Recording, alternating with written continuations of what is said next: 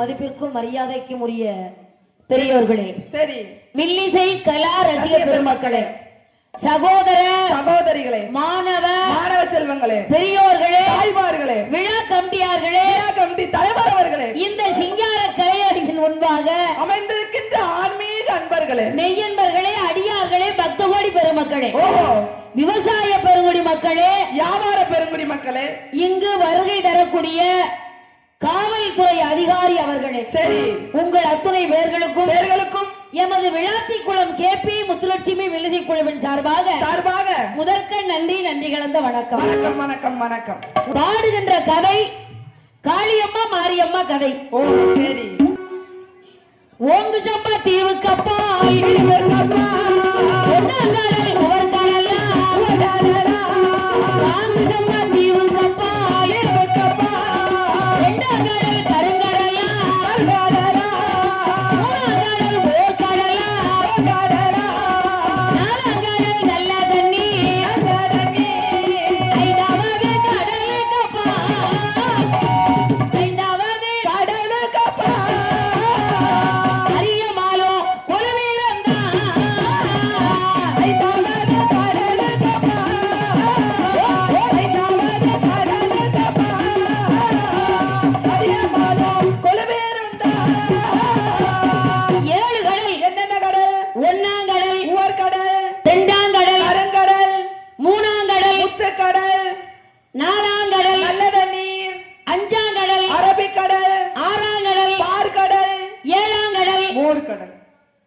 பாலையும் மோரையும் கறந்து கொண்டு போய் ஊத்துனாங்க. இவ பார்த்தா பால் கெடுத்து மோர் தானமா, என்னமோ படிச்சவன் பாட்டை கெடுத்தா எழுதுனவே ஏட்ட கெடுத்தா அப்படின்னு சொல்லுவாங்க. ஆமா, அதனால நீ சொல்ற, நீங்க கேக்குறேன். ஆமா, 7 கடல், 7 சத்தா சமுத்திரம், 7 சாகரம் தாண்டி ஒரு கருங்கடல், ஆழக்கடல். அந்த ஆழக்கடல்ல ஒரு பளிங்கு பாறை. சரி, அந்த பளிங்கு பாறை எப்படி வந்துச்சு? பல பல பல பல பல பல பல பல பல பலன்னு வந்துச்சு. பலூச்சுன்னு 7 கடல். இந்த 7 கடல்ல ஆழக்கடல்ல பளிங்கு பாறை. அந்த பாறை மேல என்னது? உயரமான பாம்பு புற்று. பாம்பு புற்று.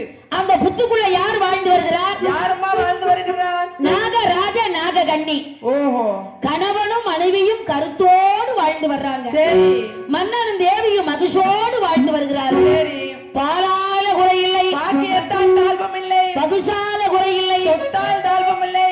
நாடு உண்டு, நகர் உண்டு, சீரு உண்டு, சொத்து உண்டு, சகல செல்வாக்கும் உண்டு. ஆனா ஒரு குறை. என்னமா குறை? பிள்ளை இல்ல. ஐயோ, குழந்தை இல்லையே என்று கணவனும் மனைவியும் அழுது புலம்புறாங்க. எப்படி? கவலைப்படாதம்மா, வருத்தப்படாதம்மா. ஆமா, ஆண்டவன் அருள் இருந்தா நிச்சயம் குழந்தை கிடைக்கும். திருமா சாமி, இறைவன் அருள் இருந்தா கண்டிப்பா பிறந்துருமா, எப்படியும் கிடைக்குமா. சரி, வருத்தப்படாத. எல்லா சாமியும் கும்பிட்டோம். ஆமா, ஒரு சாமி கூட கடக்கண்ண திறக்கல. சரி, நான் ஒண்ணு பாக்கி இருக்கு. என்னது? ஆதி சிவபெருமானை நினைத்து தவம் இருந்தோமை. ஆனால் சரி, நமக்கு புள்ள கிடைக்கும். நாகராஜன் நாககண்ணி இருவரும் அழுது புலம்புறாங்க. சரி, வீட்டுக்காரர் சொல்றாரு, கவலைப்படாதம்மா, சரிம்மா, வருத்தப்படாதம்மா, சரிங்க, ஆண்டவன் அருள் இருந்துச்சுன்னா ஆ, கண்டிப்பா குழந்தை கிடைக்கும். கண்டிப்பா கிடைக்குமாங்க. என்று நாகராஜன் நாகனி குழந்தைக்காக எப்படி வருகிறார்? எப்படி வருகிறார்? நாகராஜன் நாககன்னி நாககன்னி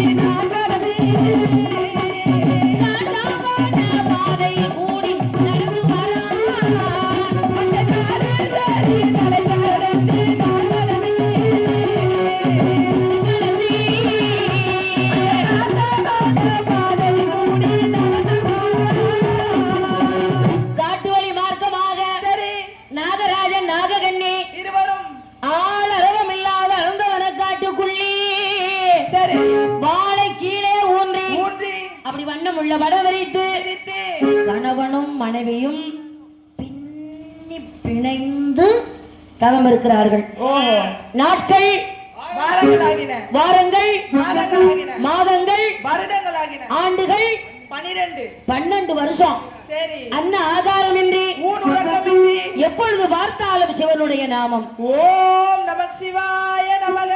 ஓம் நம சிவாய நமக.